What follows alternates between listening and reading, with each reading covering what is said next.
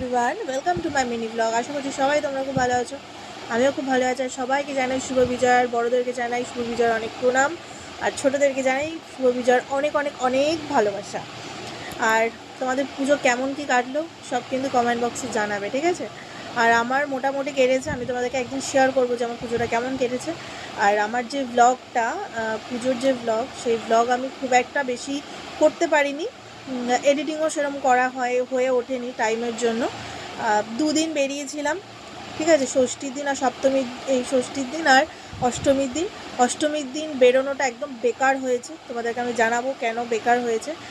সবই জানাবো, ব্লগের মাধ্যমেও জানাতে পারি কিংবা একটা নর্মাল ভিডিও করেও জানাতে পারি। আর তোমাদের পুজো কার কেমন কাটলো বলো। আর দশমী, আজকে হচ্ছে দ্বাদশী, বিজয়া দশমী চলে গেছে, 2 দিন হয়ে গেল। আর হচ্ছে আর একদিন পর, হ্যাঁ, সোমবার হচ্ছে লক্ষ্মী পুজো। কার কার বাড়িতে লক্ষ্মী পুজো হবে সেটাও তোমরা জানিও। আর হ্যাঁ, মন মেজাজ খুব একটা ভালো নেই, তার কারণ পুজো চলে গেছে, এই মা আসবে, পুজো আসবে করে সবাই কত আনন্দ, কত মার্কেটিং, কত সাজগোজ করেছিল। আবার একটা বছরের অপেক্ষা, এবার দিওয়ালি আসছে, বাট দিওয়ালিতে তো খুব একটা বেরোনো হয় না, কারণ আমাবস্যা থাকে সেদিন। তো বাচ্চাকে নিয়ে আমি সেরকম বেরোই না। চলো, তোমাদের পুজো কেমন কি কাটলো তোমরা কমেন্ট বক্সে জানিও, ঠিক আছে? চলো, টাটা।